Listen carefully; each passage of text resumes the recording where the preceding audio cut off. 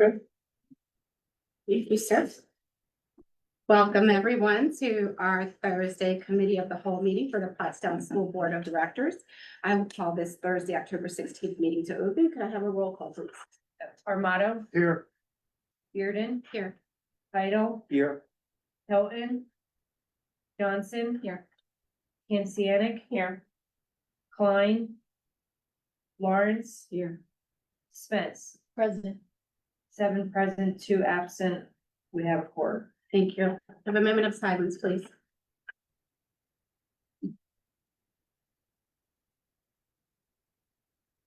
And the Pledge of Allegiance.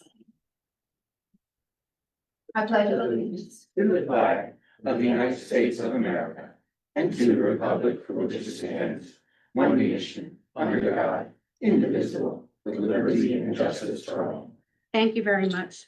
We'll move right into our oath of office for our student board representatives.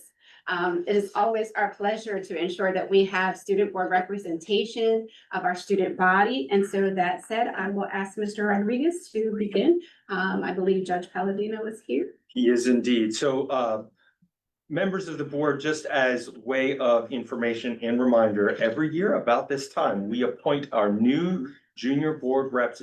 It seems like not too long ago, we had another young man named Elias Hudson, who we introduced to you as the student board rep, and it just feels like he's part of the gang. So we went through a rigorous process. In fact, I'm pleased to tell you that we have never had more candidates this year than in any point in history, at least as long as I've been doing this.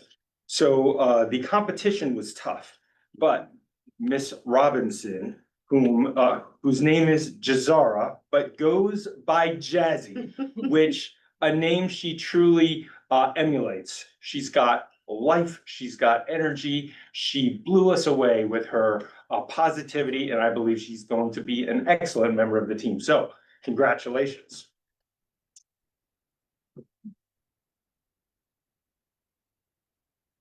Judge Palladino, if you would do the honors.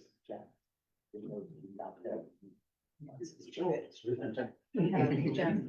they're gonna here's the one we're looking here. Oh, okay. John directly. Right. Let me show. When you do anything, you can do right. This is very slow. It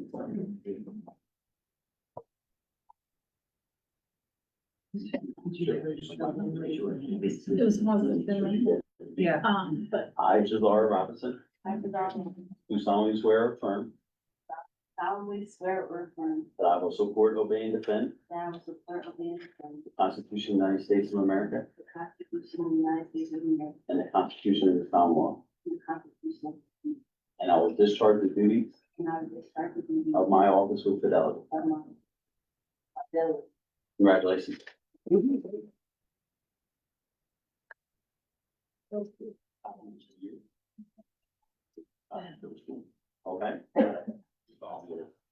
Just one out. So, most people. Yeah. Yeah. Picture time. This. Here, hold on, guys. Forget me. Yeah, like one step in. And then if President Bearden would. All right, now it's a part.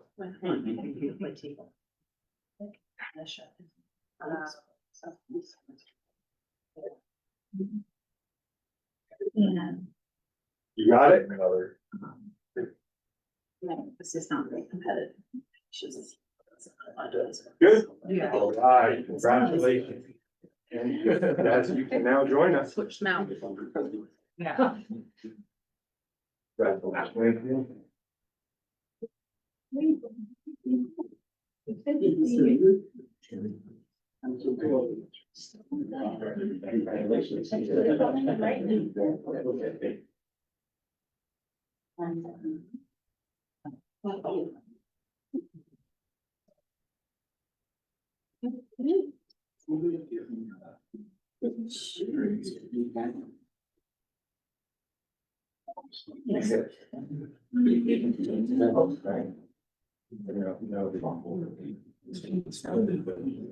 All right, so Moving right along, then we have presentations. Dr. Rodriguez for Pottstown Communities of Faith.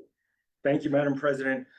Members of the board, again, it's my privilege to recognize a group of people as well as an individual tonight, but I need to give everyone a little bit of context, especially members of the public who might not know this. So there is a group called the Communities of Faith, and it is many different faith leaders who have been, quite frankly, corralled together due to the leadership and the passion of one Dr. Vernon Ross, who is with us tonight. What most people may not know, and he is here to accept recognition for, the Communities of Faith comes to me on a regular basis and will say, Stephen, what are the needs of the school district and how can we help? We might remember that there were some busing issues a couple of years ago, and without fanfare and without recognition, they came and said, can we help buy bus tickets for kids who can't afford it? And they did so. We're still giving them away as the needs presented. So they came and they provided for that need. Last spring, Dr. Ross came to me again and said, hey, what are the needs of the students of the Pottstown School District? And I said, because we use our Chromebooks so much, we oftentimes have headphones. We issue headphones to students, but then due to wear and tear, maybe a little bit of misuse or abuse by kids, because they're kids, they'll sometimes break them. And they're not in the best of condition. And after the first time, it's up to them to come up with a replacement. So we, recognizing this need, said this would be an area of focus. And all I was expecting was a donation so that we could at least help with this. Instead, Dr. Ross kept asking me for numbers and saying, how many kids do you have? How many headphones are there? How much is it? He wanted to know the whole thing. And don't you know that the Communities of Faith provided an entire year's worth of headphones for the Pottstown School District from kindergarten through 8th grade. So there are two things going on tonight. I am going to give him a letter thanking every single individual who contributed to this latest donation. But I am also here, and he doesn't know this yet, but he's about to. I'm also here to recognize the perseverance and the faith of Dr. Vernon Ross. For many, many years, he has been a stalwart and someone that I have been able to depend on to help the school district. So he will be getting a superintendent award for that recognition. So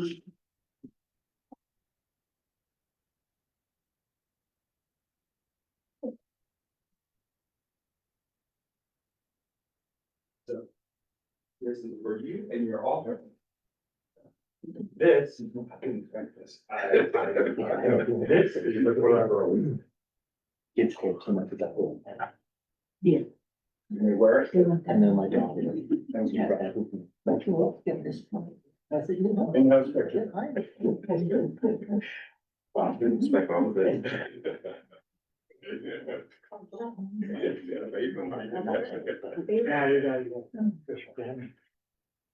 All right, places as you like.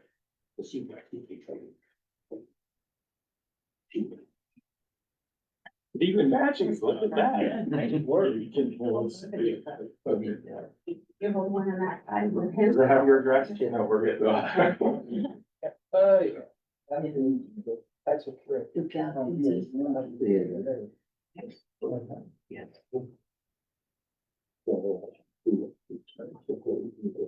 Got it? You got it. One more.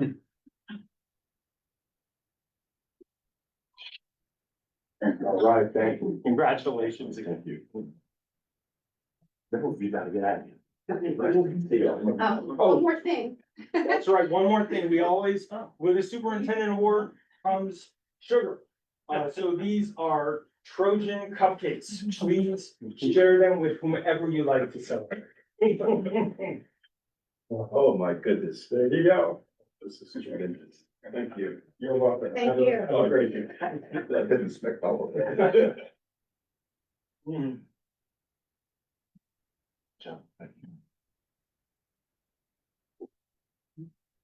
Okay, that was an awesome presentation. We'll just move forward in with minutes, please, Mrs. Oakley. Yes, thank you, Madam President. I would like to present the minutes from the September 18th, 2025 board meeting. Thank you. List of bills and treasurers report, Mrs. Johnson, please. Thank you. I would like to present the treasurer's report and list of bills for September twenty twenty-five as submitted.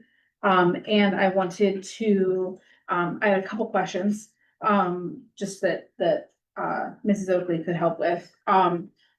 And I was hoping for an update on specifically the charter payment piece. I know we talked a little bit about this at financing facilities. And also whatever update you can give on how the delayed budget is impacting cash flow and our outlook. Sure, so we've withheld all of our charter payments and we're not paying charter schools because we are not receiving any state revenue. The little state revenue that we have received is $1 million of the adequacy funds, but that was from last year, or I'm sorry, it's the equity funds. That was received last year and it was held for this year's budget. As you might recall, it was new money last year that they put into the budget and they said, we'll get it for the subsequent year. So we did receive a little bit of that, and half of our gaming revenue, which is our supplemental reimbursement, which that is to be used fully to offset taxes. So we use that for the homestead, farmstead rebate. So there's two fundings that we did receive from the state are really not helpful. Already this year, we've received 30 million in revenue, but mostly local. Not a lot of state, as I mentioned, and our expenses are already 13 million. So as that starts to ramp up expense wise and local revenues dropping off, no state revenues, at some point we'll have to borrow. Next month, I would like to dive in a little bit more and get like a checkup of where we are now as compared to the budget that we passed. Kind of like to get a pulse, like, are the expenses we anticipated in the last budget, what's Sure. panning out? Revenue I know is a little bit tougher, but if we could just kind of talk about our overall outlook, like everything, fund balance, kind of just our general, do a general checkup, a little Sure. more in depth. Yeah, we I can do would that love in that. I November. think That that'd be would helpful. be good to look at expenses like as planned as to where we stand this Yeah. first quarter. And Good question. Thank you. How much, how much of our property tax has been paid this year to date? it's about half. I'd have to look to see what, I mean, this report, because we've gotten, 2 more weeks of October payments Right. thus far, but at the end of September, we had 26 of the 33 million. So I mean, a good portion of it gets paid because it's discount period. Yeah. Yeah. So, I mean, again, like that's your big bulk of Right. local comes So in. we've at got the most of the beginning. Yeah. local revenue. Mhm. Thank you. Yeah. That's all I have. Thank you very much. We'll start out with committee reports and we'll go with Mrs. Lawrence for curriculum and co-curricular since Mr. Klein's out. Okay, yes, we had quite a bit of things we did at our last curriculum committee meeting. Mr. Baker gave us a co-curricular update. There's a lot of things in the minutes here that are posted, so I'll just hit on some of the highlights. We did get some donated equipment for the golf team, which was pretty cool. Our student participation has increased over the last couple of years.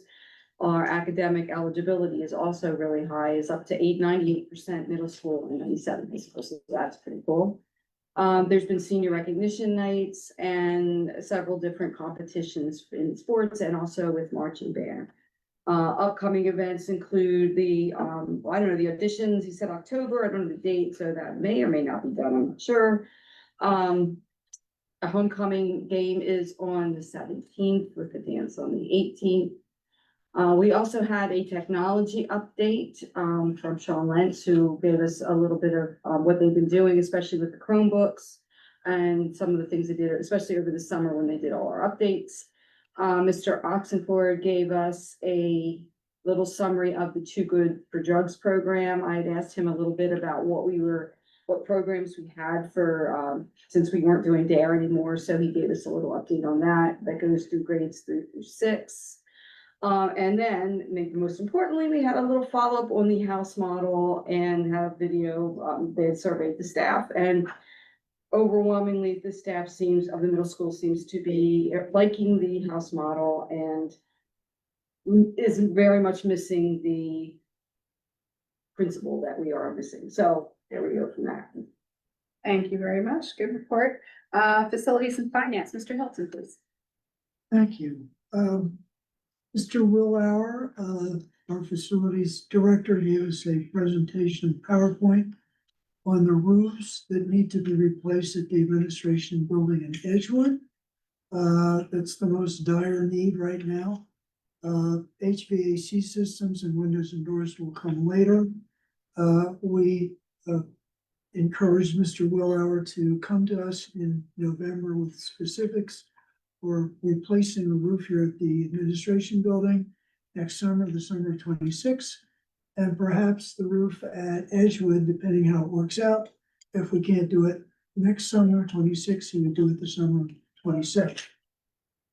And then we had, and so that he's going to go ahead and do that. Then we had a presentation on a number of things that, for example, Laura just discussed, which was how we're going to pay our bills, since the state has not passed a budget. And also mentioned, talking about the cyber schools, which we're not paying for right now because we don't have any money from the state. And then there was a property tax relief that Mr. Rodriguez explained to us about the new Pollock basketball court that's been finished. And for legal reasons, the borough is not yet the owner of the property. And so the borough has asked us to give tax relief for perhaps up to 3 years until they take over the property, because it's already a public park. And I think that's on the agenda for tonight. Thank you. Moving right along, Mrs. Johnson for Public Relations, Community Engagement, and then followed by Montgomery County Legislature. Thank you.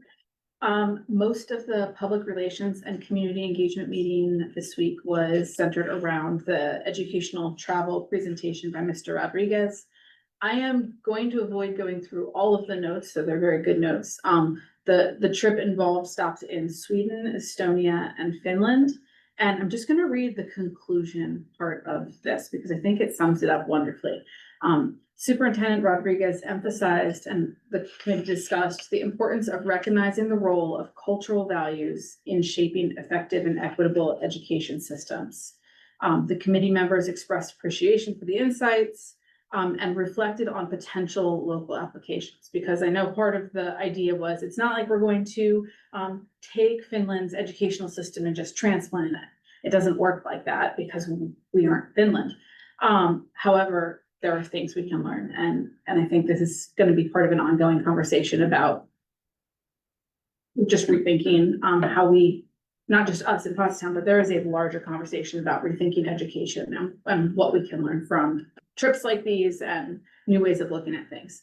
Action items and follow-up were consider future discussions on how cultural values intersect with local education policy, explore the feasibility of adapting aspects of international best practices into local context.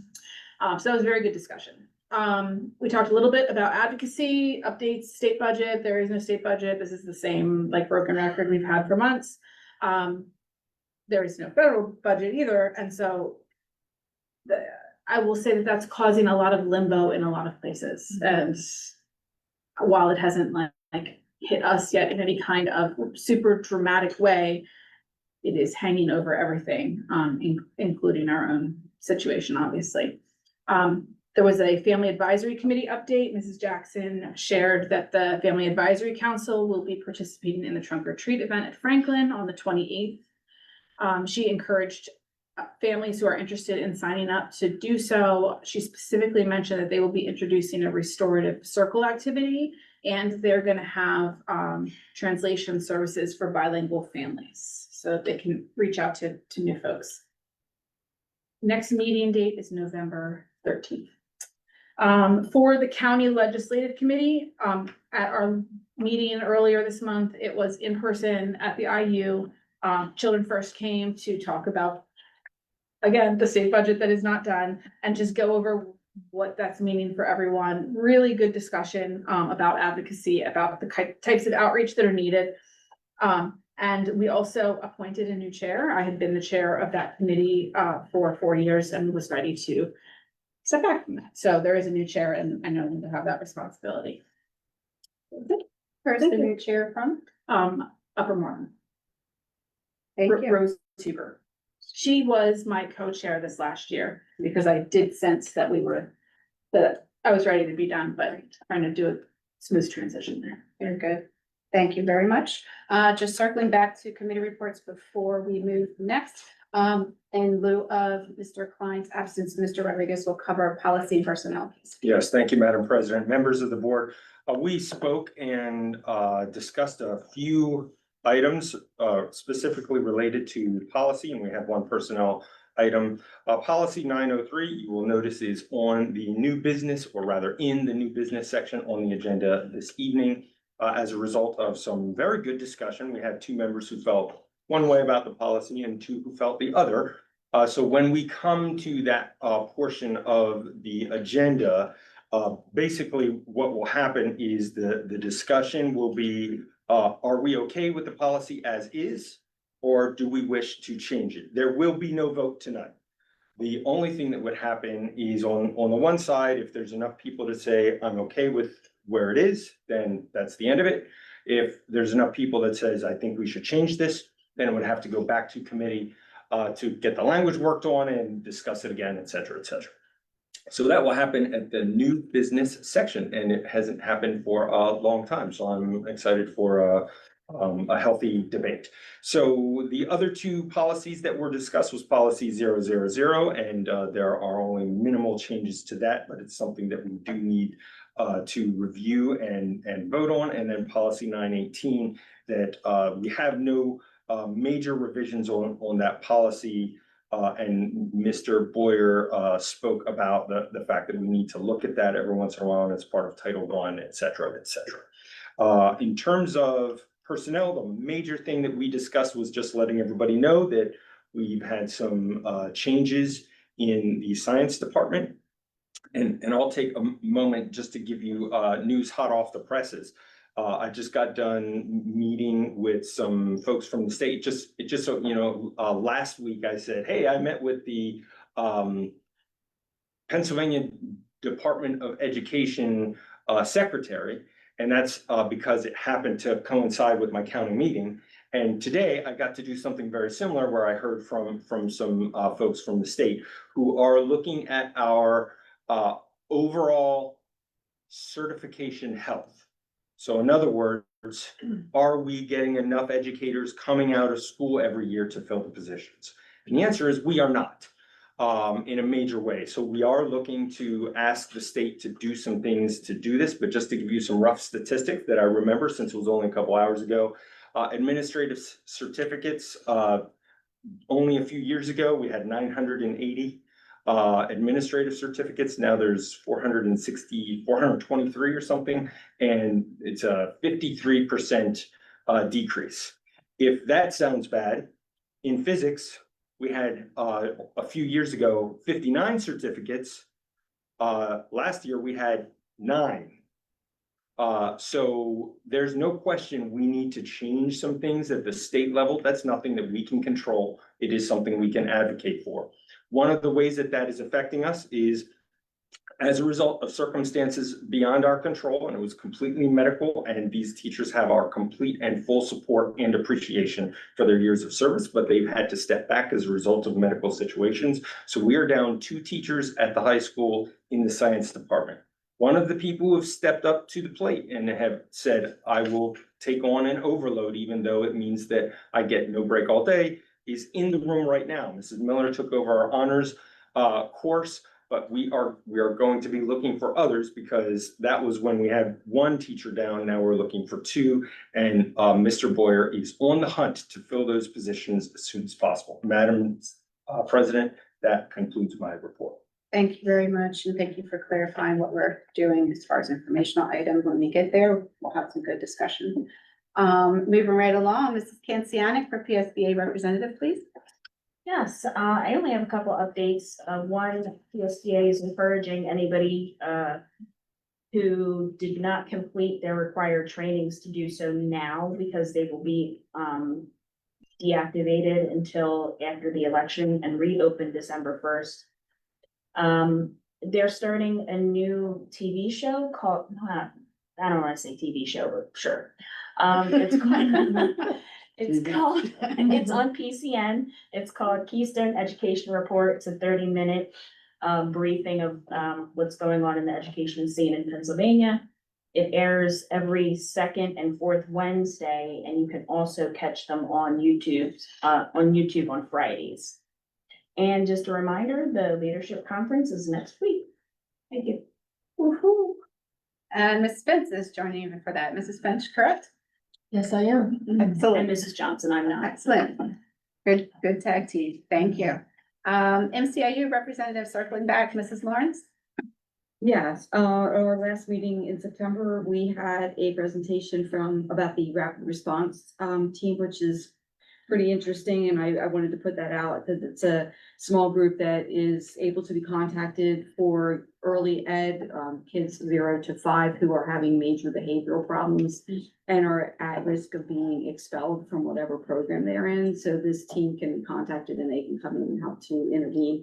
So the contact information is on the website. I don't remember the phone number off the top of my head for that, but I just wanted to let people know that. And also to remind everyone of the 2 MCIU Education Foundation fundraisers.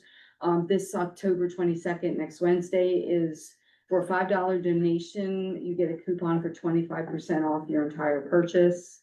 And then there's also the trivia night, which I do every year. That's Friday, the November 7th. You can sign up for a team or just an individual. I think you can put them to a team. So both of those, more information is also on the MCIU Foundation website. Good.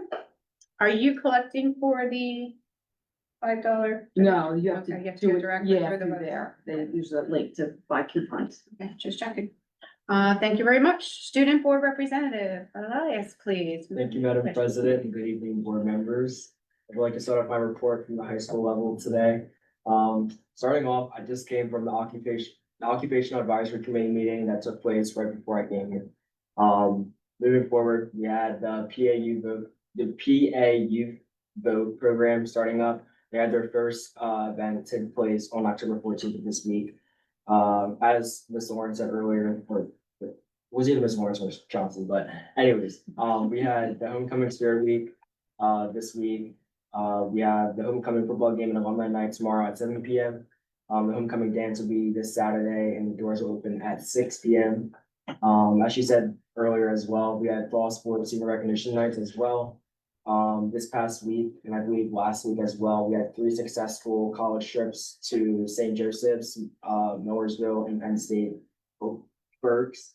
And then we also had the PSAT for the 11th graders. This helps all of the students help with graduation requirements that plan on going to college, trade, or tech schools. We have the hosted blood drive coming up on October 22nd next week from 8 to 2 p.m. The early childhood education annual trunk or treat event will take place on October 25th. The National Honor Society inductions will take place October 28th at 6:15 p.m.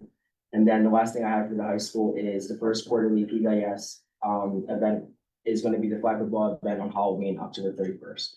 Moving along for the middle school, they celebrated Hispanic Heritage Month, which is school-wide story strolls posted all around the building for costumes to visit and learn about different cultures. Hosted an activity night for 6th and 7th grade students with more events to come in the future as well. PBIS hosting a Fall in Love Literacy night on October 21st. All students and families are invited to meet local authors and use PBIS points earned during school to purchase treats who have to take it in the books. We have the upcoming Linkit benchmark testing where grade level houses compete for the most growth. And the last thing I have for the middle school is followed by the Linkit benchmark testing. We have this spectacular Spirit Week. Each house will compete for the most participation in school spirit. Moving along to the elementary level, starting off at Franklin Elementary, we had, they had the building level attendance goal. They reached it for the first 2 months of school, 96 and 95% for September. We had, they're on track to celebrate their students for earning 5K Fab Five tickets, and we'll have a school-wide celebration called Fab Fest. Once achieved this month, please stay tuned for the Fab Five Festival. Moving along to Rupert Elementary, we had third grade Hispanic Heritage Month activity, the FLR, McDonald's night, third grade tennis, third grade safety, and the, I believe, water program. I'm not really sure what that means, but third grade fall family program starts tomorrow. Second grade has a field trip to PCDC on October 20th next week. Fourth grade has field trips to the top 12 RIPS course on October 21st, and then Impact will have their home visits on October 24th. Moving along, we have Barth Elementary. They had their Barth Fest, which will be Student of the Month, as we all know. Quality Club had color, splash bash, Barth Celebration, assembly, attendance raffles. Third grade had safety around the water. Grades, kindergarten, first and second had Discovery Center field trips. Kindergarten had a field trip to the Colonial Gardens. That's it that I have for Barth. And then moving along for Lincoln, they had Walk to School Day, third grade fall family engagement activity, second and fourth grade fall family engagement activity as well. Pre-K, kindergarten and first grade, fire prevention day on October 21st, pre-K family activity, and trunk or treat on October 22nd. First grade fall family activity on October 24th. Red Ribbon Spirit Week for entire school, from October 23rd to 31st, and then Fall Fest on Halloween, October 31st. And that concludes our report for tonight. Thank you. Excellent. Thank you so much. And Jazzy, you see what's up next, right? Moving along, report of the superintendent, Mr. Rodriguez, please. Thank you, Madam President, members of the board. On the committee tonight are several items for your consideration. As usual, we'll use our tag team approach, starting with Mr. Boyer and personnel. Thank you, Mr. Rodriguez. Good evening, school board members. For 8.1, we have 1 professional and 3 classified. I would like to speak one of our classified employees, if that'll be okay. Yeah.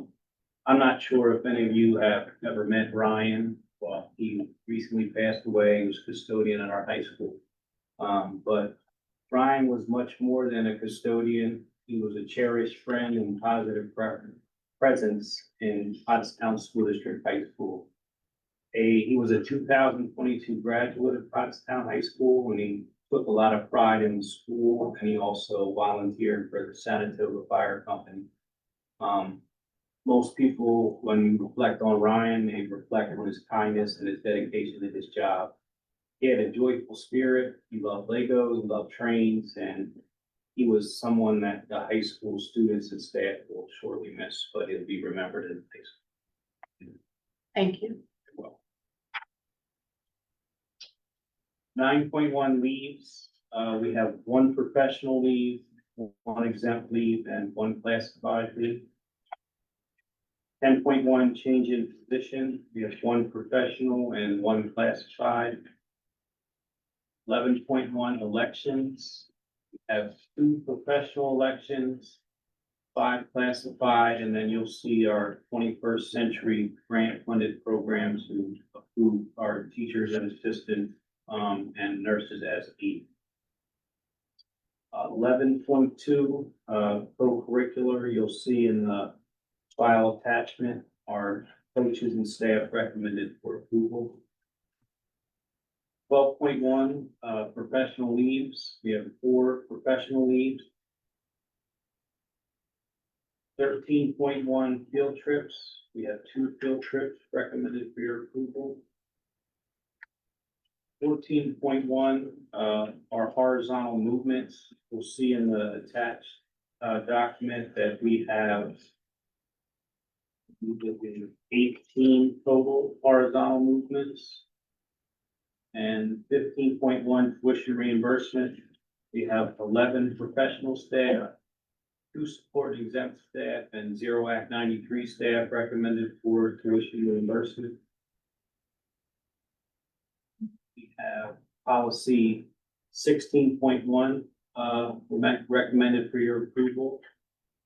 Policy, 16.2, policy 918, recommended for your approval. After these, Thank you.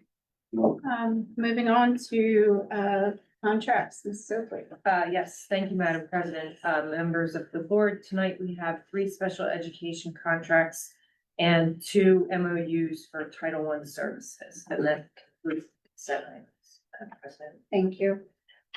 Now we have the hearings from patrons from school for general and consent items only. Do we have anyone signed in publicly?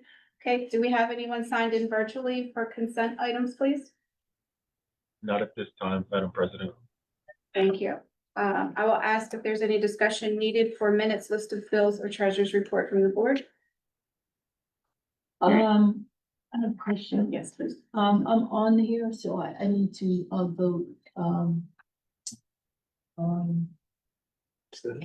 thank you. Yeah, abstain.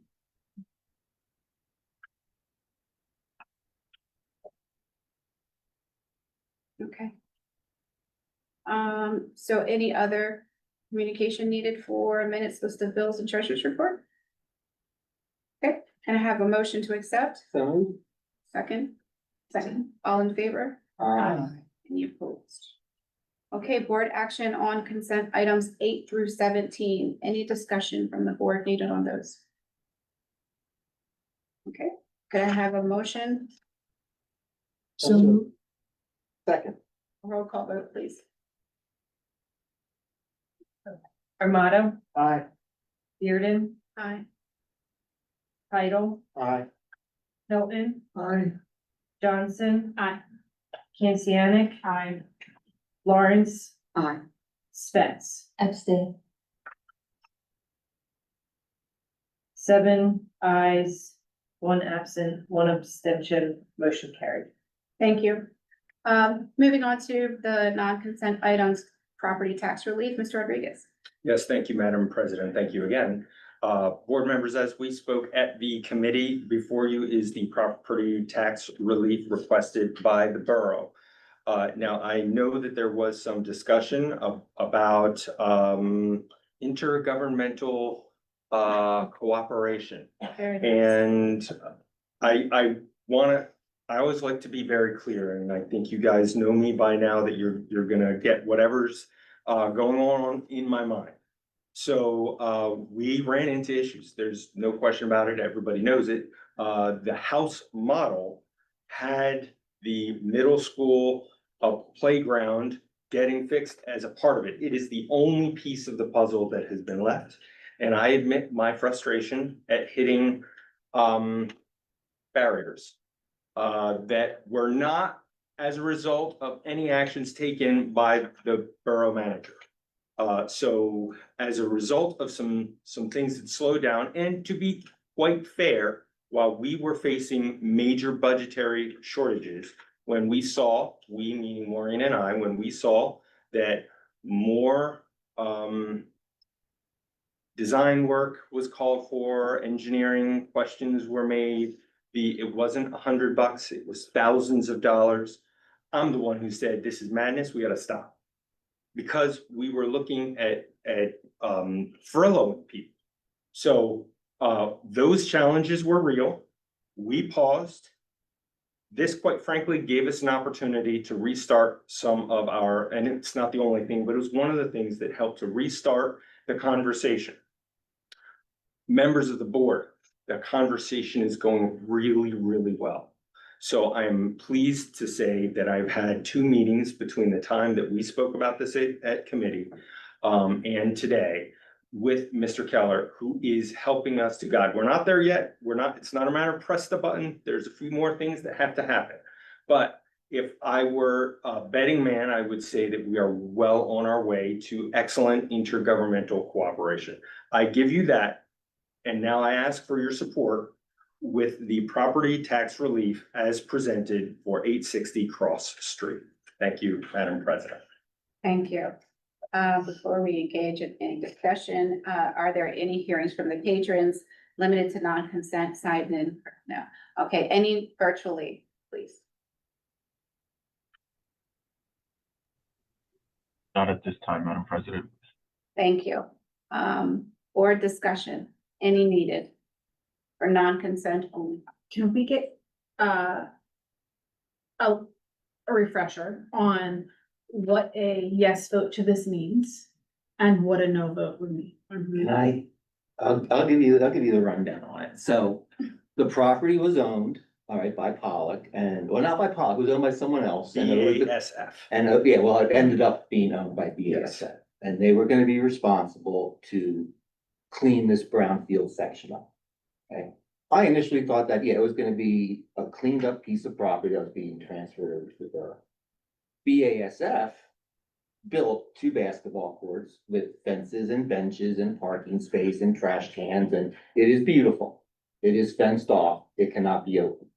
So I went to the borough council meeting as a taxpaying resident of the 6th ward. All right, I also let them know about my complaints about Pollock Park and how we at the school board are very gracious in leaving our parks like Rupert open and available. We don't lock them up.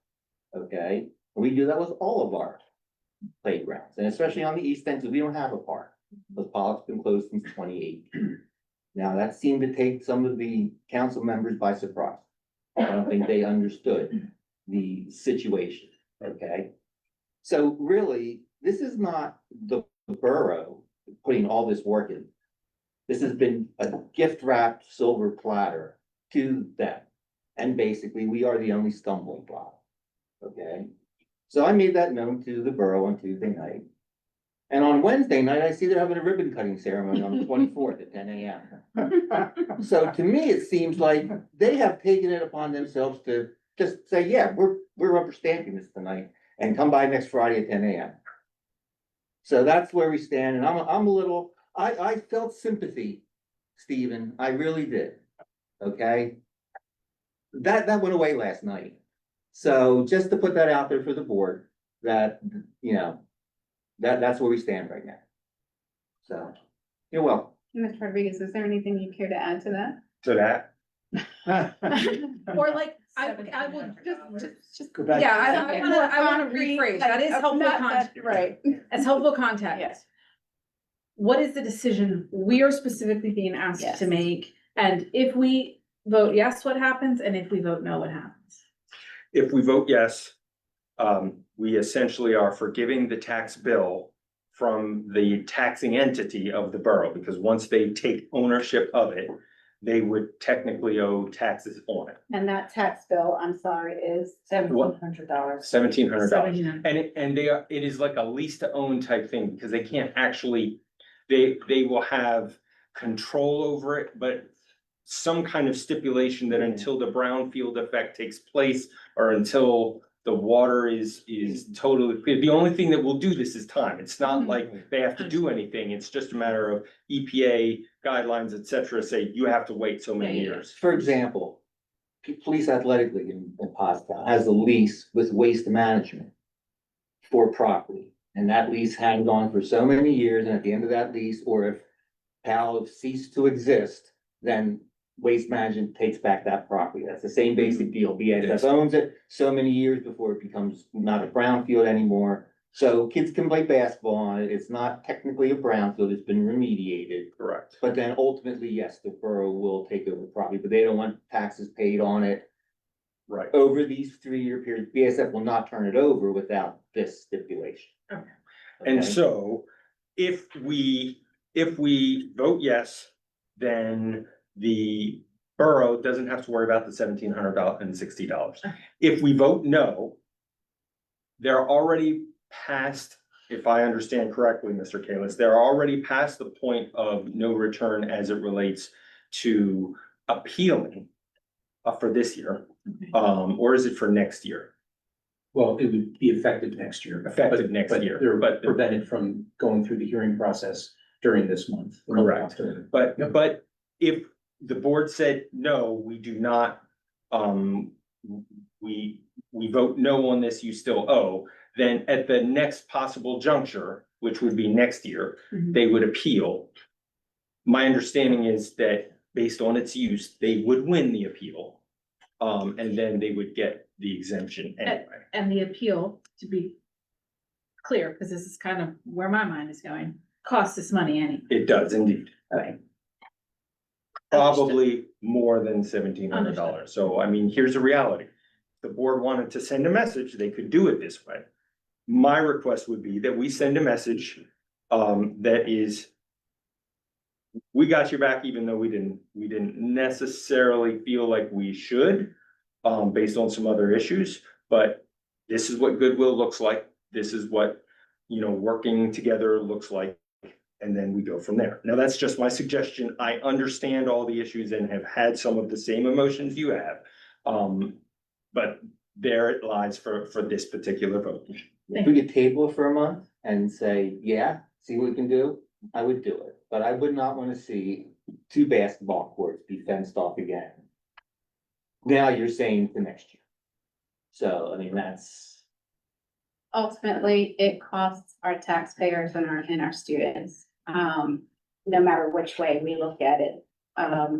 It's just a circle, if, but I will make the statement that, the board needs to consider forward what stance it needs to take and how it, waives tax relief, with the magic wand, because each time a new business or an educational facility acquires a new property, because it's of its tax bracket and its ability to not have to pay taxes, those new properties then are removed from our rolls. And so we will lose taxes on those items each time we move forward with waving that magic wand to waive tax. Now, I understand we want to make sure that we have new businesses coming in. But at the detriment of our taxpayers, if we don't have the tax base, it's just going to tax our homeowners and property owners out of their properties. So if someone's grandfathered in, perhaps we have some communication with the borough. And if someone's grandfathered in and has tax relief, then their tax relief and grandfathered in on their existing properties. And any newly acquired properties, that whether they elect to level those properties and create just green land, that's their choice, or whether they leave the property there and have their own members residing in it. That's their choice, but those properties, I believe, should be remaining on our tax rolls. Because eventually we will have we think we have financial problems now. The tax base will be depleted. So, those are things we can discuss and consider, right? It's just for thought. Make the statement only not because I'm against it, because I see it as, again, a problem for our taxpayers and our students if we kind of don't go along with it. But I'm just putting it there for thought and discussion with the borough moving forward, that we have some stake in the ground and things.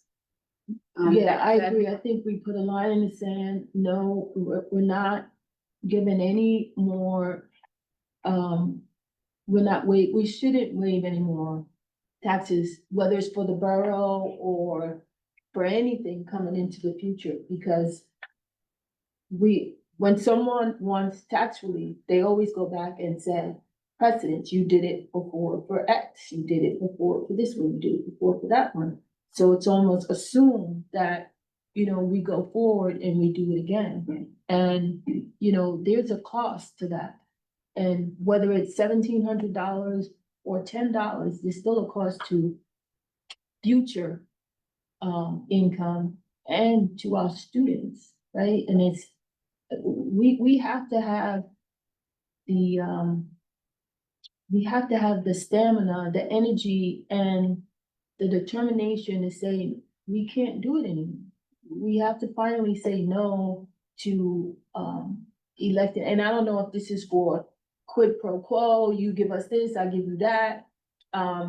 You know, I don't know if that's for it, but in the future, somebody's gonna come back and say, well, you did it, in this situation, so what's different in my situation? And then you do it again, then what's different in my situation, and it continues on.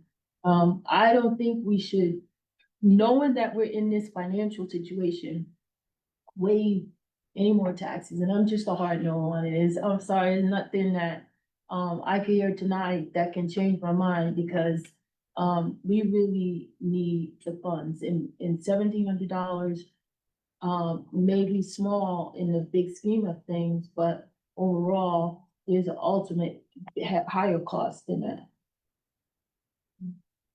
I agree with Ms. Spence on this one. I think we have to set a limit and just say enough is enough, and it's just sending that message that we can't just keep doing it. Because I do think it's going in this idea that it's an assumption that we're just gonna be okay with it. And so I think we have to say no at some point.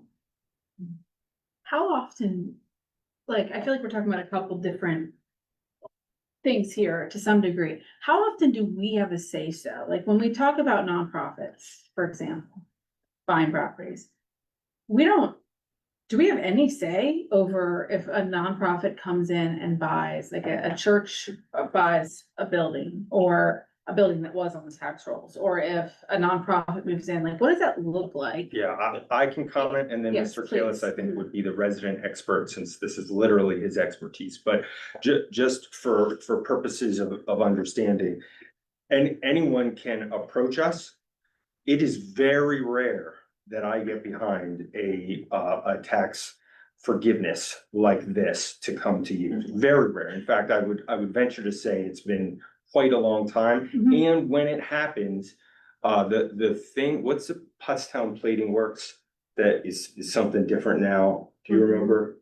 Oh, it's DJ Palace until they closed. Right, DJ Palace, but that's a great example. That is a great example That of is a a good property. example, yeah. Um, How it went left. Well, how there were $60,000 worth of taxes that were owed to us, or maybe it was more. It was more It than was, that. I think it was more. But however much was owed to us, we were never gonna see that money. It was probably gonna go, I mean, maybe we would have seen it in, when it finally got, sold. But, because we forgave it, it went back on the tax. We forgave it going this way, but then moving forward, it went back on the tax rolls. And, even though there's not a business in it now, it's Still in the still, tax rolls. it's on the tax rolls. And that's a good example of some of the work that's being done. But you will notice, I mean, I can't remember the last time. We that don't. Yeah. I think though, what I'm hearing is the other piece of like, when a nonprofit, like, so tax forgiveness is one thing. And that is always, like, Now that's you're always talking. something we can talk about. But I also feel like there's a subtext of like, we've got all these nonprofits or these businesses or others that might wanna buy and want Businesses incentives. that say it used to be worth $1 million, but I think it's worth $500,000. I appeal my taxes, and Mr. Kalis Yeah, is the expert in this area. we're a nonprofit that No, will pay zero taxes. here's the situation, I'll give you, real life one, okay? Cluster of Pottstown families has the mansion next door. They buy the mansion. They Perfect want it to example. become a nonprofit. The borough fights it. We strongly support the borough. At the end of the day, it's a nonprofit. I think it. that's what Off the I'm book. thinking partly, but also, Mr. Kalis, did you have anything to add in terms of like, So first of all, as we all know, there's a difference between, an exempt, having a property, removed and placed on the exempt list of approved properties, okay? That's done, through the County Board of Assessment, as compared to an exoneration, which was on the agenda tonight. By the way, not for nothing, but with the former Pottstown Plating Works site, also keep in mind that part of the consideration for that is that the property was clean. It was heavily contaminated environmentally, so there was a benefit to Mr. Hill's point. And now let me ask you, just at the. As it relates to that, but more importantly, and what's relevant for this discussion is to be added to the list of exempt properties. There is a criteria that, any applicant needs to follow, and any applicant needs to satisfy at the time of the hearing before the Board of Assessment. Board of Assessment in conjunction with its solicitor ultimately makes that determination. That determination is based on a myriad of factors that include, its ownership. Is it a properly registered 501c3? What is their mission? Is it serving a purely public purpose? These are all the things that, are weighed into and considered at the assessment hearing. That determination, by the way, is not made by the school district or the borough or the county, but rather the Board of Board of Assessment. I So think that's what I all wanted to three- be clear about. All three of the taxing authorities have a right to attend and participate in that hearing. The determination is made, and if somebody isn't happy, an appeal can be filed to the Court of Common Pleas within 30 days. There are instances where they're approved and their property is removed and placed on the exempt list. I can tell you there are many instances in which they are not. There are also instances in which a portion of a property is added to the exempt list, portion of the property is not. And we have had that, by the way. We've had churches within the community that have had their church, their actual building and place of worship exempt, but their parking lot or a portion of the parking lot and perhaps an adjacent property that they're renting for income, not being used to further the mission of the church, but renting for income, was not added to the exempt rolls. So those are the things that we have to look at. And by the way, it's something that we look at very carefully when all of those applications come through. And you are correct. The boroughs within our counties, typically speaking, host the most service organizations. They, as a result, host the most exempt properties. Back in the day when the communities and the townships weren't fully developed, everybody came into the borough to worship on Sundays. And there was farmland and everything else out in the township. So whether it's Pottstown Borough or, some of the other boroughs that you see, that you're right, usually they have heavier shoulders than some of the townships as it relates to exempt properties.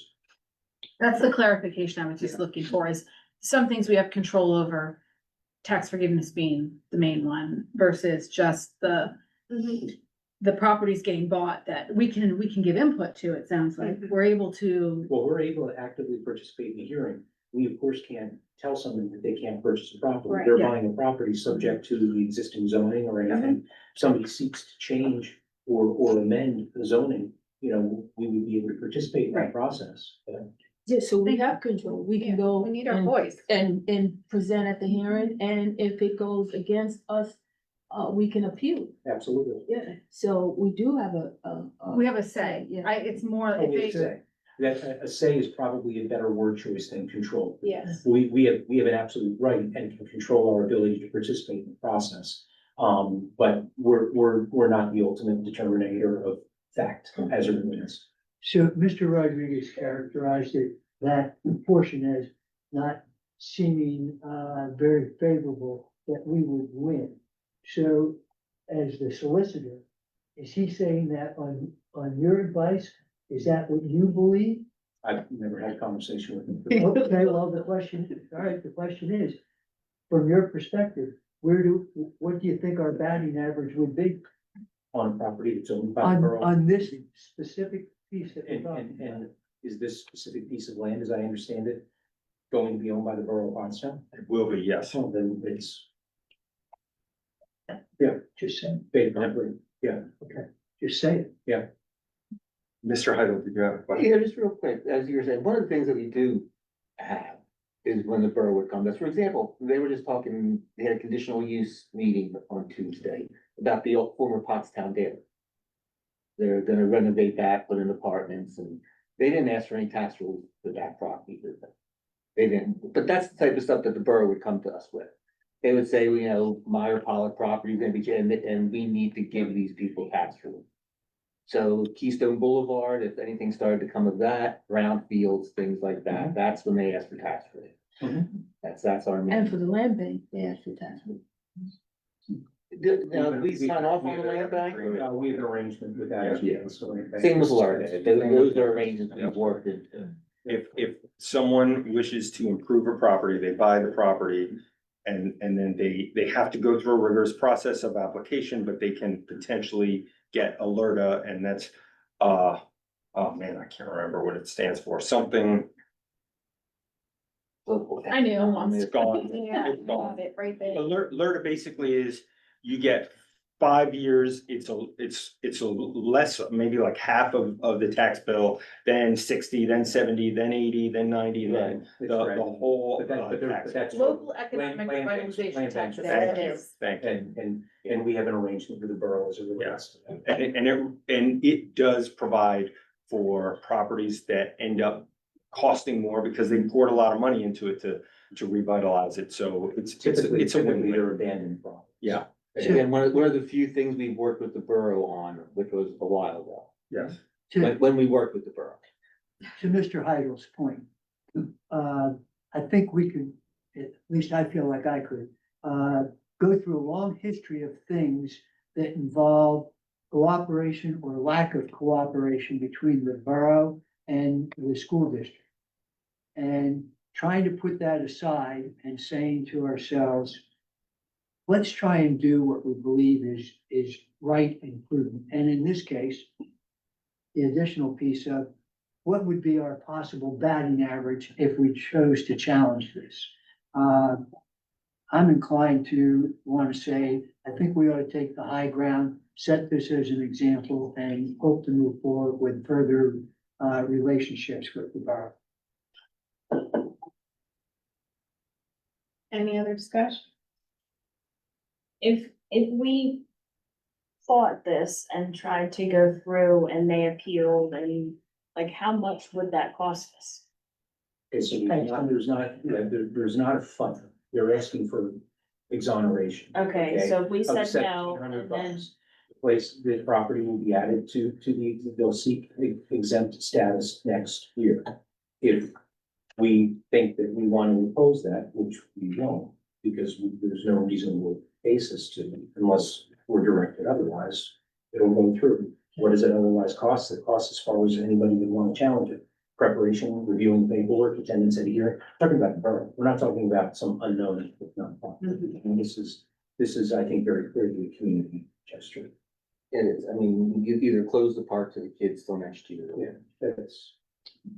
Be bigger about it, be better. is that what they're saying? If we. Well, no, said that is and the case. keep the park closed? That would be the case. Yeah. BASF will not allow them to open that park until we rubber stamp this. So if we don't rubber stamp, they gotta wait I till don't next know that year, that's necessarily true. From what I read, they're opening the park. no matter what. Correct.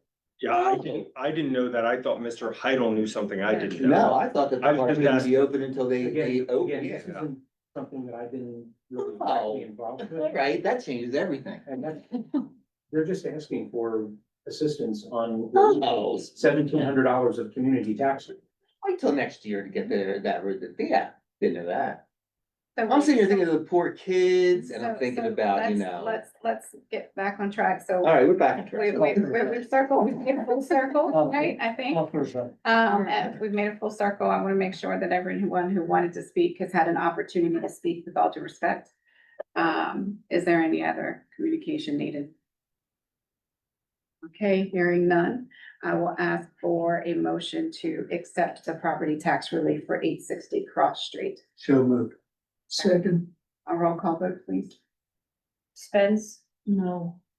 Lawrence, No. Johnson, Yes. Cancianic, Yes. Hilton, Yes. Heidel, No, Bearden, No. Armato. Yes.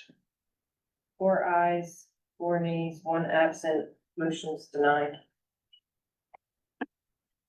So it is tabled for another meeting, perhaps. And maybe more discussion is needed, but it's not in the water, it's not dead, it's just something that apparently needs more communication and conversation and thought by the board, and we can revisit. Moving on, unfinished business, old business, non-new business. Mr. Boyer? 26.1, policy 903, public participation, in board meetings. I believe, we wanted to bring this back for discussion with the committee, or, the committee wanted to bring it to the committee of the whole for discussion regarding the clause for 60-minute, discussion, limitation, whatever the board decided. And just revisiting, Mr. Rodriguez, mentioned earlier that it's, you're basically in favor as is, or you want to see change, occurring. It's not necessarily that we're doing anything tonight.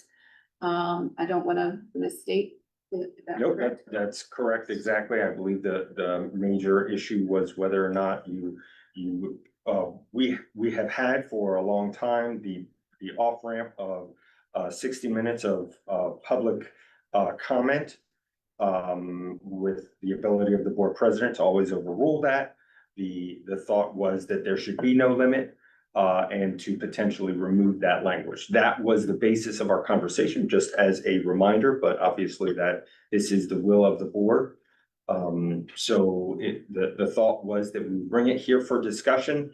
And again, if the discussion leads us to believe that the policy is adequate, then that's the end of it. And if the discussion is that the policy needs to potentially change, then that would go down to the committee for further discussion.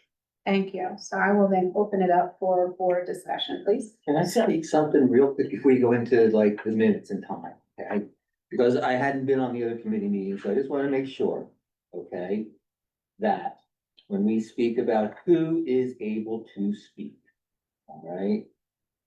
And I want to make sure that, where are we at here? I gotta make sure who we are asking can speak.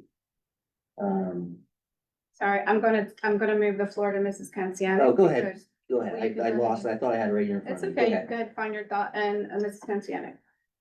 I was just gonna say, so, I'm clear, a yes vote is you wanna keep it, a no vote is you, like, what are we? It's just No vote. discussion, no Okay, vote. so we're not, okay. Back to Mr. Heidel, did you? Okay, yeah, I was looking at the wrong, policy. No worries. Well, I'll talk again then. Okay. Get it? Mr. Heidel's ready. I'm not a fan of the 60 minutes. I think if we're gonna encourage people to come talk, we should let them come talk.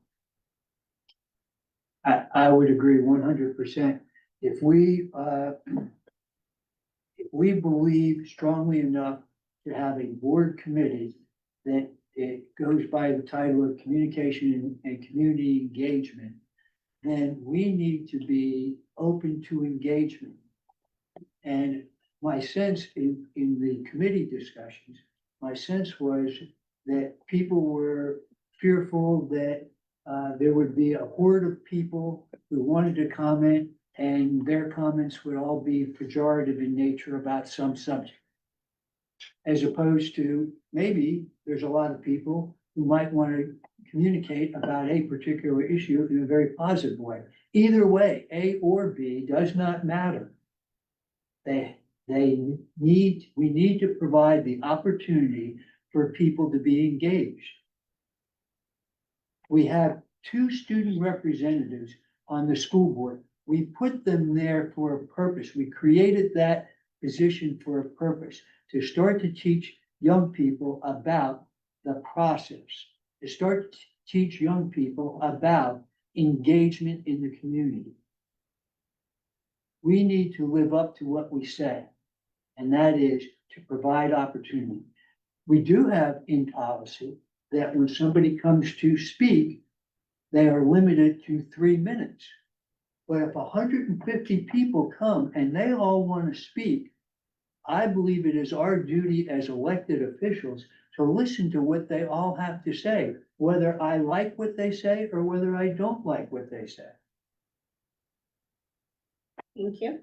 Can I just clarify, maybe just kind of that's not exactly, since Mr. Klein and I were the 2 that were saying we wanted that state. That isn't how that was not what I was saying at all, and I can't speak for him since he's not here, but I don't think that's what he was saying either. We weren't talking about keeping it because we were trying to prevent anyone from speaking. I think our point was that it helps sometimes to have parameters just to keep focus, and it had nothing to do with whether they said anything positive or negative. That's not relevant. They have the right to say, whatever we want.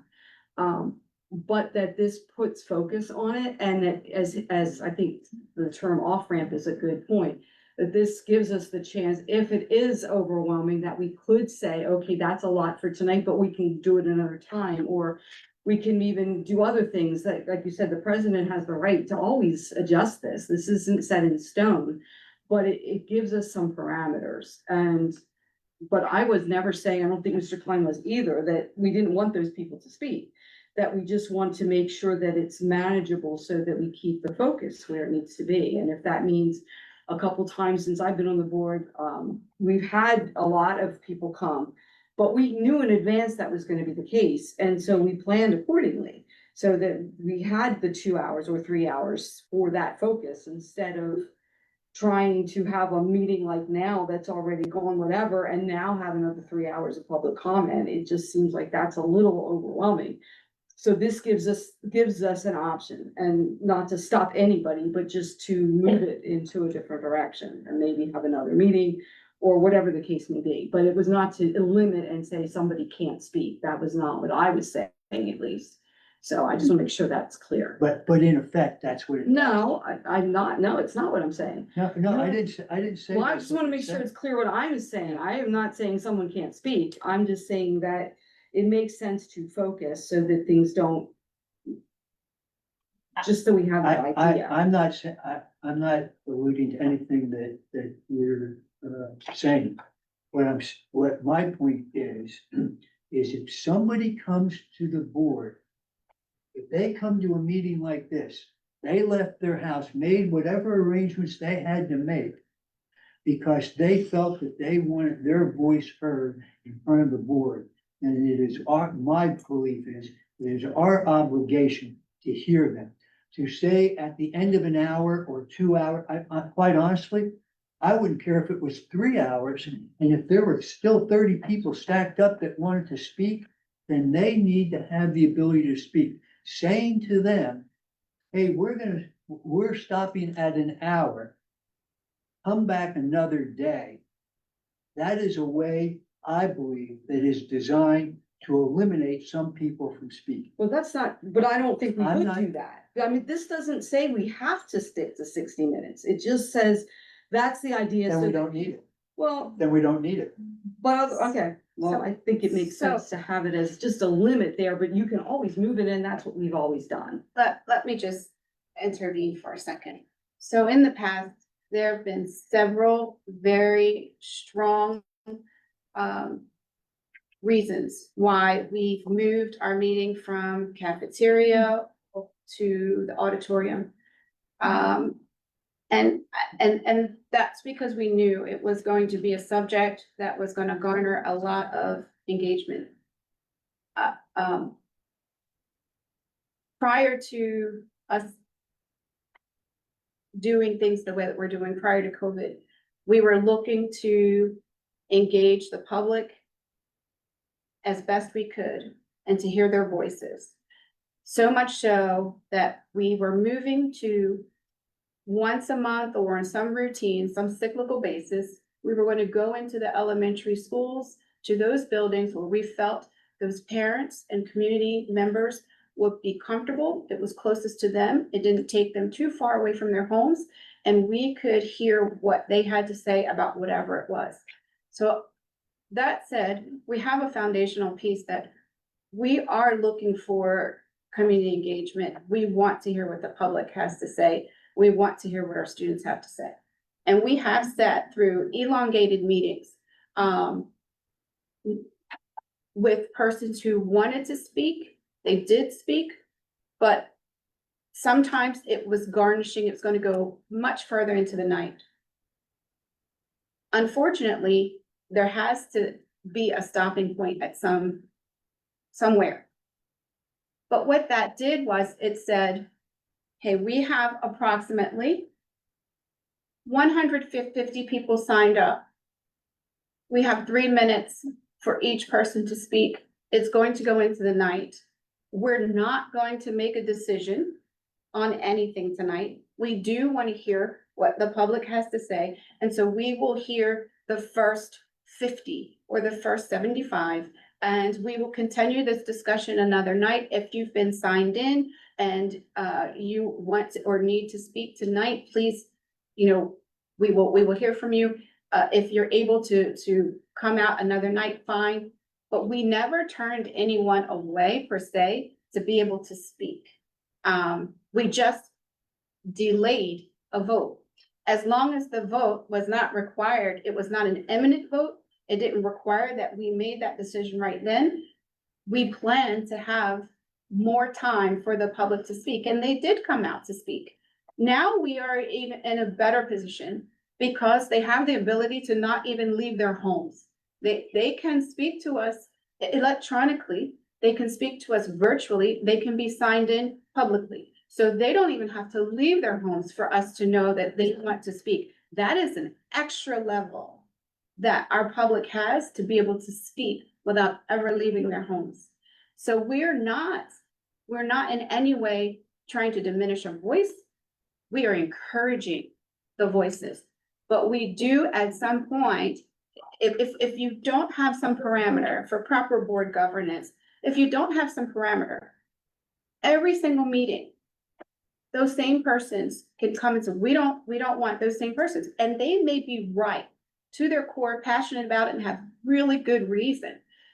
And so they're passionate. I would want them to keep coming back. But at some point, we as a board do have to say, we've received the feedback, we've received public engagement, and we do have to act at this point. Otherwise, we would never be able to make a decision on the subject matter.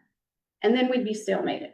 So my ask in the meeting prior was to come up with some verbiage that the board felt, perhaps thinking outside of the box on what you felt was appropriate. If you didn't like the 60 minutes or 3 minutes or whatever it is, to come up with verbiage that you felt would yield the output that you want.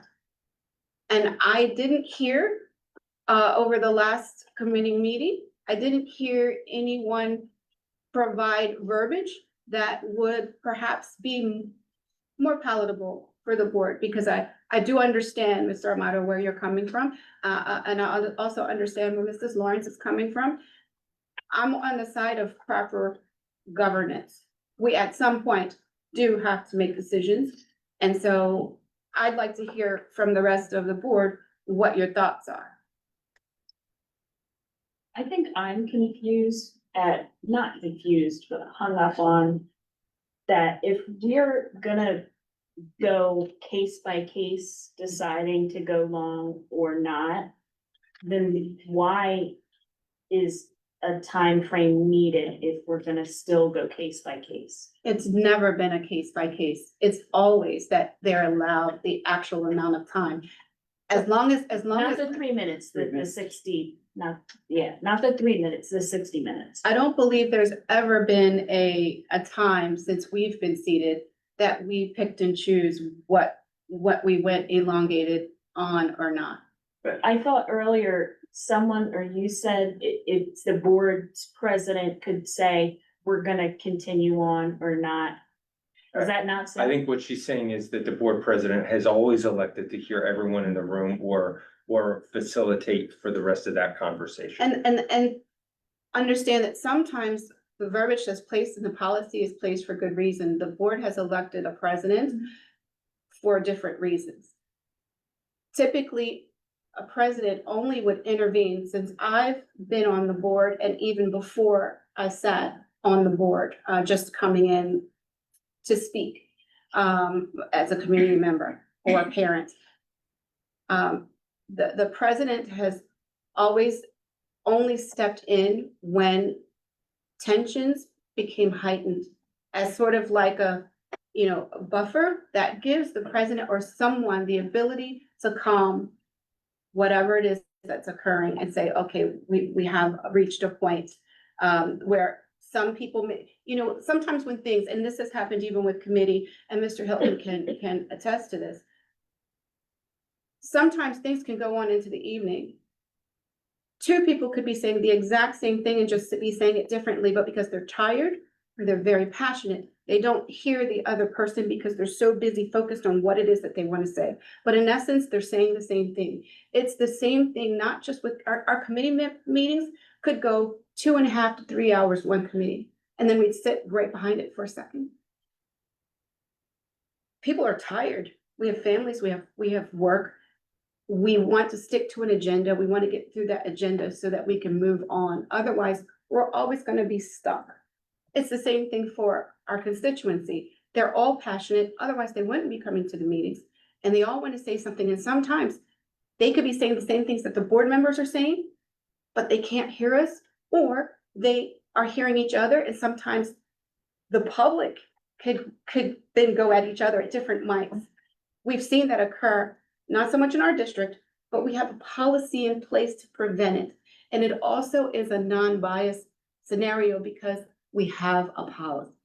So there's not a time really where we're picking and choosing, because we have a policy that prevents things from going further, regardless of whether you're for this or against it. So that's a good thing about us having the policy. Very rarely has it ever been a time that I've seen, here or not, where they just said, you can't speak, or, I don't recall that ever on any board since I was a little kid. I don't think I've ever heard that, but we do have a policy that protects us that maybe other districts didn't have. They had a policy and it didn't have ability to kind of negotiate a little bit and smooth it a little bit and say, hey, we understand what we're going to do. Speak to the superintendent. Superintendent, what do you believe? Board, what do you believe? I don't think there's ever been a unitarian or piece where the president just arbitrarily just shut things down. It's always been that, well, we had one, I shouldn't say that, but typically the president has always asked board what the board wanted to do and then moved from there. So it just gives the ability to cool things down more than stopping conversation. I think the famous example that started a lot of, might have been the thing that started PSBA recommending this was during the times of COVID, Philadelphia School District. And this adheres to the rule, I'd rather have it and not need it than need it and not have it. So the Philadelphia School District did not have any such off-ramp. And they had, people really upset, and they could not get business done, and they tried to, end the meeting at 2:00 in the morning. It was an outrage, and somebody took, some level of legal action and say, you can't shut down the meeting, et cetera. They ended up continuing it, and they ended up getting resolution, but it was ugly. So I think that's a little bit now, what are the chances of that? I mean, it's always there. I would say it's probably not very good, but I think that's part of what Mrs. Bearden is referring to. It's, granted, I'm not envisioning that. However, do you want to be prepared for any circumstance? The circumstance would allow for the board president to adjourn the meeting and everybody goes home. If we're here for 3 hours and the board president says, let's adjourn the meeting, and 5 people say yes, then the meeting's adjourned. So that, again, to me, they're putting that in policy is a mechanism to stop comment. To the point of, let's assume for a second that you say an hour, and there's still 25 people here who want to speak. They came to be engaged with the school board. And we say to them, it's too late. I'm tired of listening to you. You go home, come back another day. That's the message that it could send.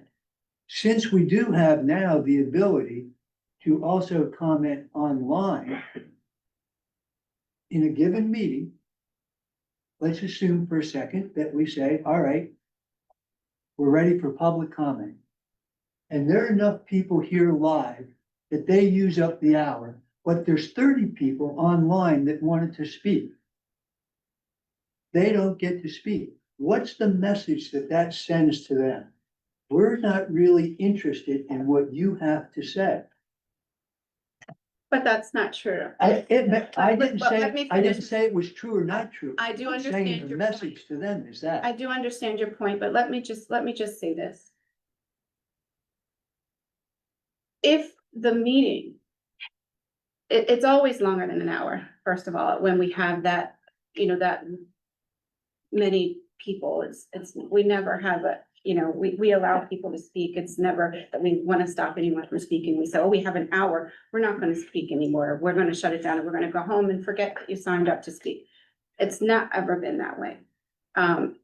Whoever wants to speak has the opportunity to speak, and they do understand that things can be waylaid, and they have families as well. So it's not that we want to say, we're tired, we want to go home.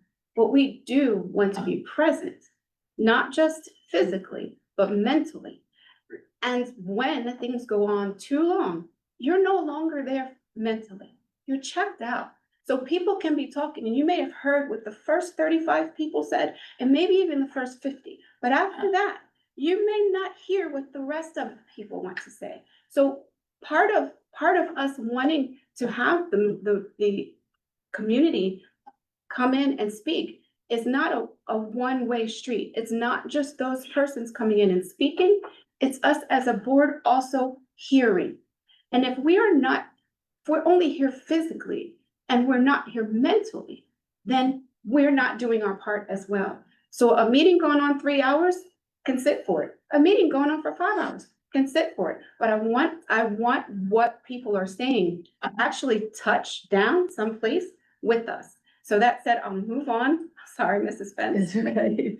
So, I'm tired, I wanna go home. Can we table this? And I haven't my- speak yet. You had a chance. No, not on this one, I didn't. Oh, It's been an hour. They shut me down. Here's what I gave go you ahead, 10 go ahead.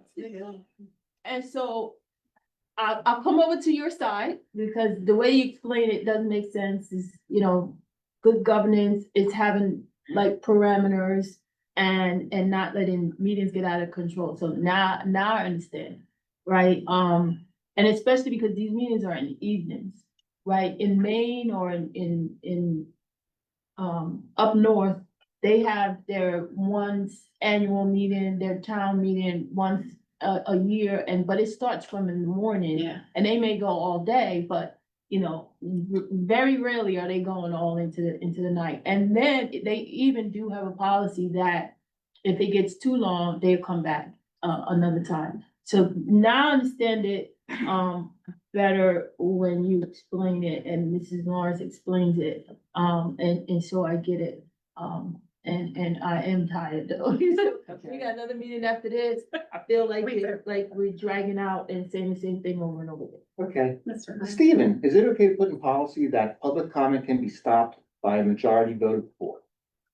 Because it sounds like John does not want the president of the board to say we're done. So if it had to be 5 votes in order to stop public comment, we can do that. Yes, so the school code is, the agendas are set by the board president. So we have not as a board the way to stop her from stopping comment. Is that correct? Let's see here. I'm the one who said that you need to go to the elementary building. Authority. But yeah, that- I'm just asking, that's why I was asking Stephen. I'll look into it. I've actually never been posed that question, but I mean. But I mean, if we're sitting here and we're like, you can't stop it, 5 of us want to listen to them. Yeah, it says Then- it right in there, policy. It says delegation of authority. It says the president, it Okay. doesn't even say president. It says the presiding officer of that meeting. Okay. It could be The board does Then- not then- agree. now, or let me get to something, my and- Other part, okay? So now I finally found it that the board requires that participants be residents or taxpayers of the district, fine with that. Anyone having registered a legitimate interest in a contemplated action of the board. Who decides what's legitimate and what's not? Is that the board president? I would assume that it's the person presiding over that meeting. So it is the presiding officer. That's not written in here. Is that part of the declaration of authority for her? Just asking, just It's a asking, good question. okay? Next, anyone representing a group in the community or school district. I have 6 kids sitting here. I have 6 guys from Allentown, Pennsylvania that want to speak for each one of those. We gotta let those 6 people from Allentown speak for those 6 kids. No, But they're here representing these kids. They're representing the group. no. They're it's representing the very- community. It's very clear. They It's have not to- clear they in have this to at be- all. They have to be, which is why we ask for addresses. They are to be living in the borough. It doesn't say that. And let me say this, It says representing, what we not a can, member of. yeah. Yeah, We'd have to look at the verbiage as it was intended. Now, if it's not clear, we need to revisit that, then we do, because then we open ourselves up to a whole nother area that I don't believe we want to. But that said, I understand your I don't want point. someone come in and say, I'm in favor of Turning Point, or I'm in favor of Black Lives Matter. I don't want either side coming in and saying, I represent this and I want to speak to this board. Right. Okay, and I have standing because I represent a group. What we said and what the verbiage was intended was to ensure that we did not have outside parties who did not elect us. I understand the gray, there's always a gray area, and there's always a loophole for everything, That's why we have policy, but, to right. eliminate. Right, and I that. said if we need to revisit that to clarify it, then that's what we do as a board. Policy and guideline are 2 different things. If the board needs to revisit something and set precedent, then that's what the board needs to do. Okay. And Mr. Kalis is here to advise us. Am I not speaking correctly? You're correct. Okay, so not to be argumentative, right? We're not here to just pose things for the sake of posing. We can send things back to committee for policy. So I want to make sure that research. a band director from outside the district, all right, I know we have district employees, that's That's okay. different. All right, if he wasn't a district, let's say he was a volunteer, we say no, because you're a volunteer, you're not a district employee, you're just a guy who's a band director and Johnny's lucky you live in the borough. Because all your volunteering stuff, if you didn't live in the borough, you say, well, look, I volunteer for the wrestling, I want to talk to, no, Johnny, you don't live in the borough. Okay, you volunteer your time, you're not a paid coach, you're not a district employee, but you don't live in the borough, can't have you talk about wrestling. So It can I be will. recognized. And one other thing real quick, I know you want to finish. Well, tell The me. last one on here is a representative of a firm eligible to bid materials or services solicited by the board. Have them put a presentation together. They don't need to come up here and speak in public comment. So, They can present to the board as part of presentation. so Okay, and then the last one, any district employee, any district student, fine with that. So basically, I would say the board is required to have public participant be a resident or taxpayer of the district. All right? District employee, any district student. okay, so They can Here- represent themselves. hearing the discussion, let me say this. We started out discussing the time parameters. I know, but I never But- got a chance But to talk since- about this. Well, right, and I think that piece should have been brought up in committee. So now we are in I'm on committee of the whole, I'm not on that committee. but we all speak. And Do we? committee, we do, Mrs. Spence just has to say. So you have, at the point, at the gist of trying to move things forward and to ensure that we do have board governance, this is a discussion that clearly needs to be moved back to Yeah. committee. Because this is no longer about time element. No, it's not. Now it is looking to change policy. Yes. And again, that is the time for that should have occurred in committee. And so I'm asking that this go back to committee. Mr. Hilton, I would be remiss not to acknowledge, please. As a board, we have adopted Robert's Rules of Order, have we not? We Correct. have- And we have appointed you as the parliamentarian, we have- have we not? And I believe that Robert's Rule of Order is very specific about how all kinds of conversations are conducted in a board, which we Yep. slide by because people are having a discussion. Mhm. But this one's out of control. Yes. We have a chairman, and then his board president. Mhm. People should ask to be recognized, they should say their piece, whatever it is, Mhm. and be done. And if you wanna say something, ask to be recognized. Mhm. Just making that notation. An agreement, and thank you for the statement. I always try to make sure that I hear everyone out, right? But when the communication no longer is, timely, appropriate. It belongs in committee. This does. It should have been there. But we want to make sure that we're hitting everything. And so bringing that public is, I can appreciate it. But this is why we've not been at this point for several years. The reason we haven't been at this point where we bring things to a committee of a whole and then end up having to push it back into committee is because our committee agendas stay focused. The chairs have control of the meetings. They set the agenda and we try to keep everyone focused to the topics that are on the agenda. Because when people start poking into other things, the items that are in the agenda no longer become priority. And then those things get placed to the bottom. We come to committee of the whole and the board members don't believe they have enough information to make a vote. And then those things go back to committee. We haven't had that for a long time because we've streamlined our committees to ensure that we stick to the agenda and any new information that any board member poses, the chair can recognize, add it to the agenda where it's timely, and perhaps it's the next meeting or the meeting after that, but the chair has the decision of finding where they have the time allocation for that subject to be held. Again, I will make the statement that the time for divulging and vetting a policy is in policy. It is not in committee of the whole.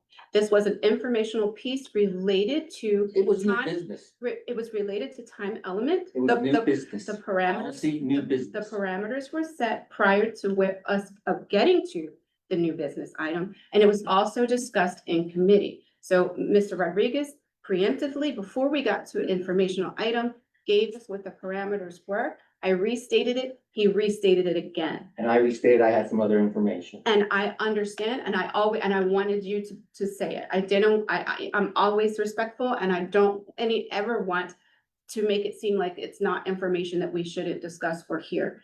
All I'm saying is there's a time and place for it and committee is it. And I don't feel comfortable I with our understand. committees discussing it. I don't. And I know don't know it's the why I same don't for it. feel comfortable, but I will tell you, I don't feel comfortable. Well, we'll make sure that you have an open floor to be able to come on to the committee and speak virtually. And whatever you need in order for that to happen, then I will support you in that. Okay. You're welcome. So we're gonna take it back to committee. I'm always appreciative of the engagement because that's what we want. We just want to make sure it's right. We don't want it to be destructive. We want it to be constructive and vet it properly. So if we need to take it line by line, and that's what we need to do. So we'll send it back to committee. Okay, Mr. Rodriguez, are you good with that? Yep. It's Mr. Klein's committee and I'm sure he'll be happy and appreciative of the Whether he likes it or not. that he missed. That's what you get for that. What happens when you're not here. So we'll move right along. We do not have any, I don't think we have any other information related to new items. We do have informational items and we will move with Mr. Rodriguez first. Yes, thank you, Madam President. On the agenda this evening for your information, as a matter of, we only talk about this about once a year, but just as a reminder, we recognize tenure. Tenure happens as a matter of law, so it is not something that you vote for. What happens is new teachers need to perform their duties for 3 years. They need to have 6 satisfactory evaluations, and then as a result, they get tenure. Tenure is a big deal for teachers. I remember when I got tenure, it kind of means you're no longer new and you've kind of proved yourself. So congratulations to all those on the list, Madam President. Thank you, sir. Moving on to monthly meeting notice, Mrs. O'Brien. Yes, Madam President, members of the board, the monthly meeting notice for November is attached. Thank you.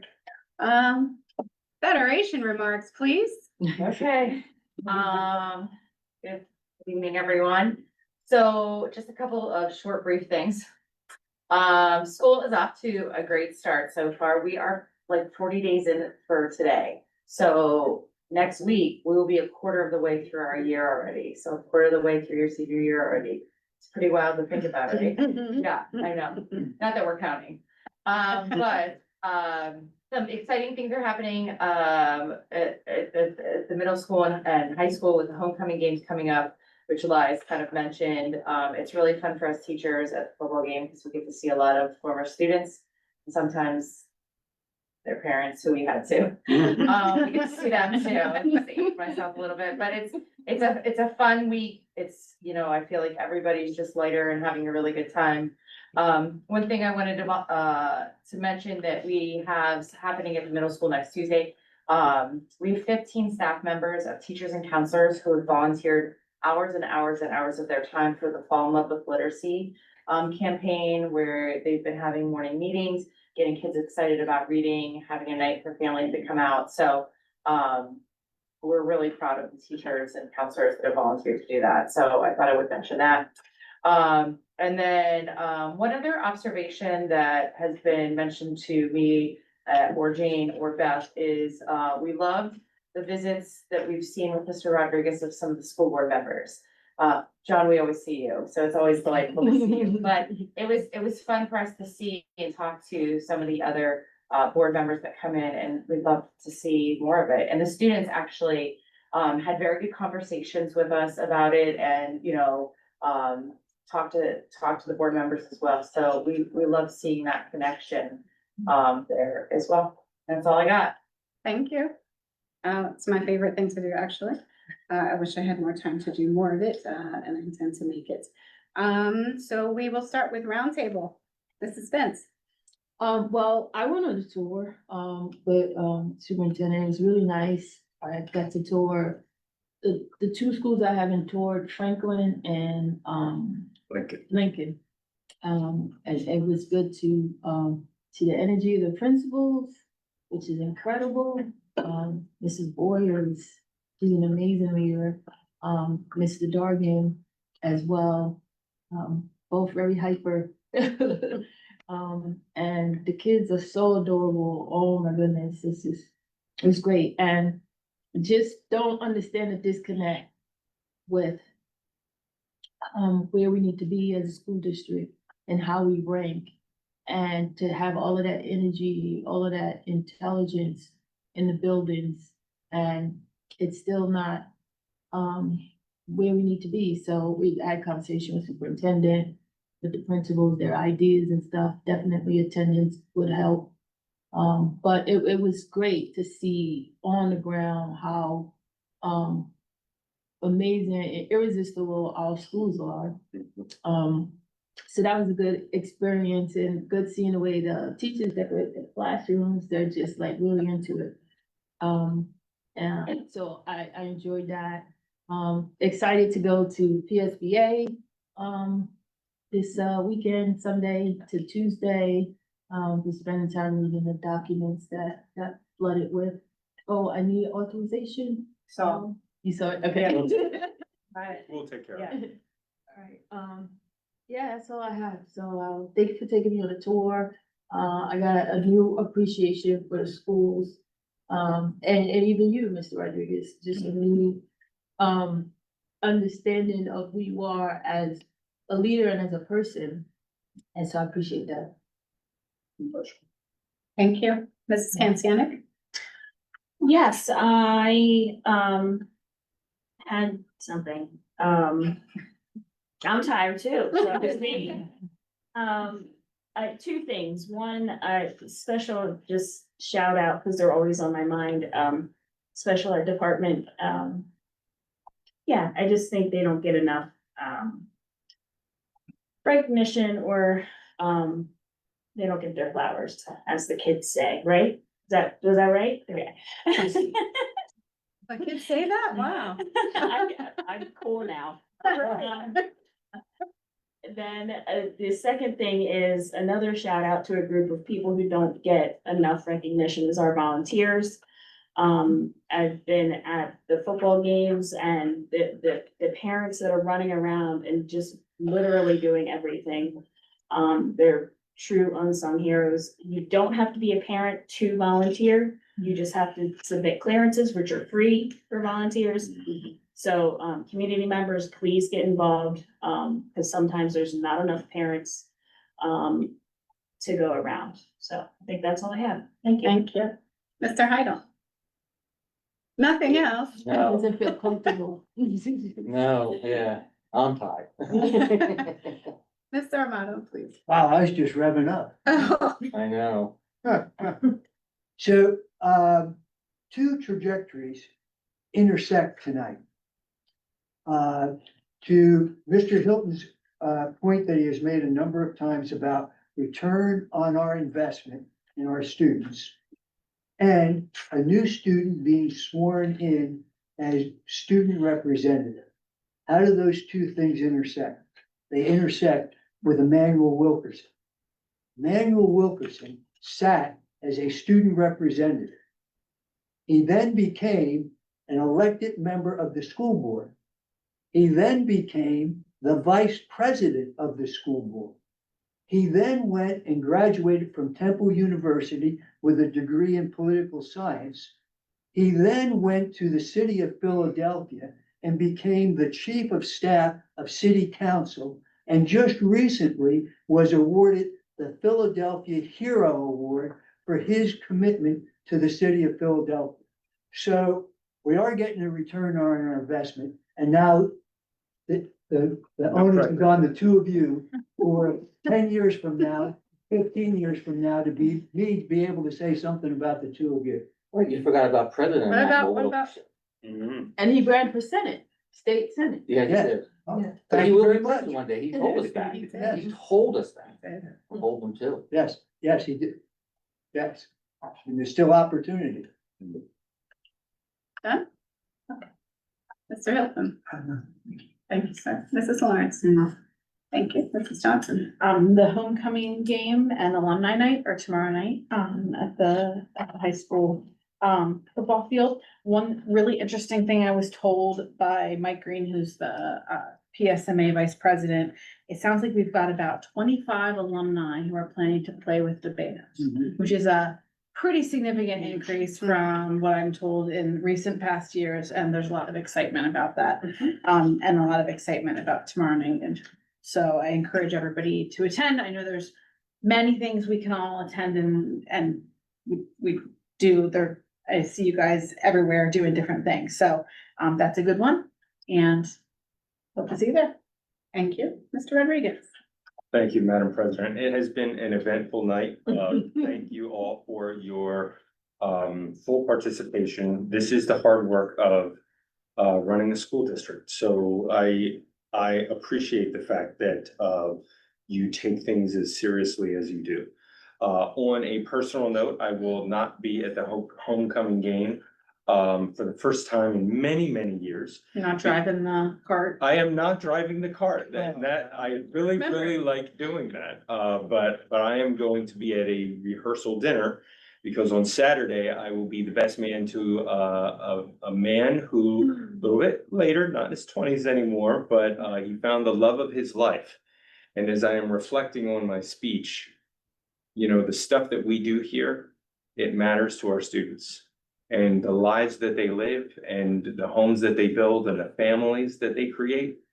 What we do here is really, really important. So thank you, everyone. Thank you.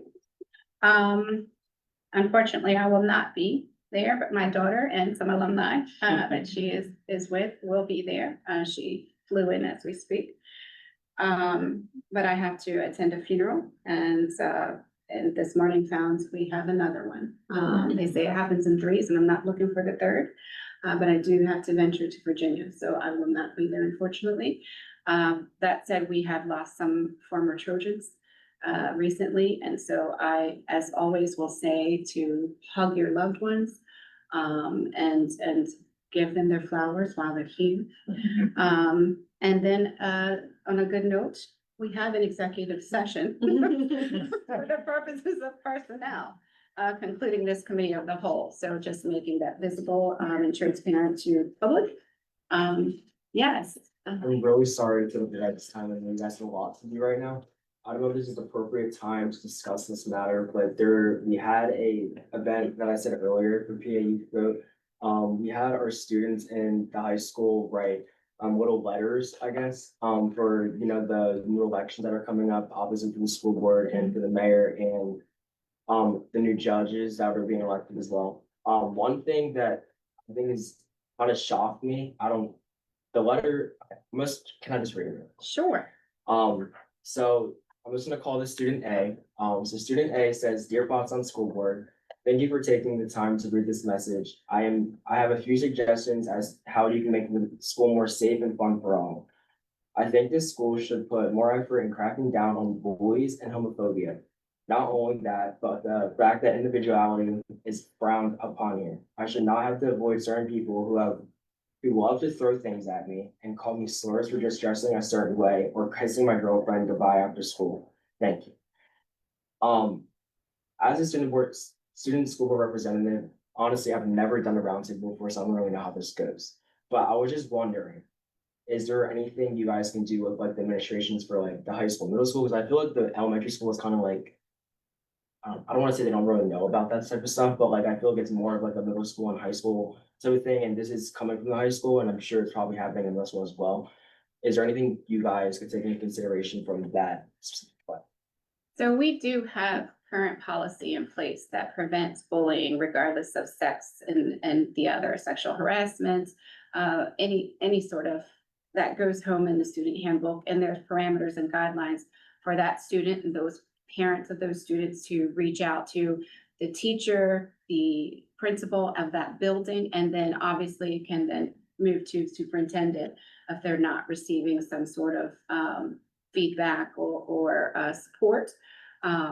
I know this is a plight of many young people, but also adults, right? And it's not in this district, it's in the world.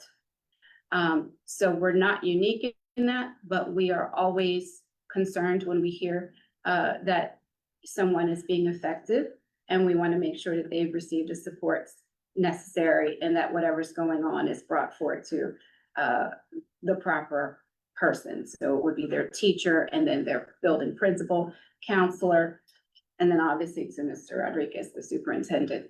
I'll defer then to Mr. Rodriguez. Is there anything that you would like to add? Nope. That's all I have. Thank you for bringing that to us. Anything you would like to say, newly elected? I don't think so. All right, so that said, I would like to call this meeting to a close. Can I have a motion? Lovely. Second. All in favor? Aye.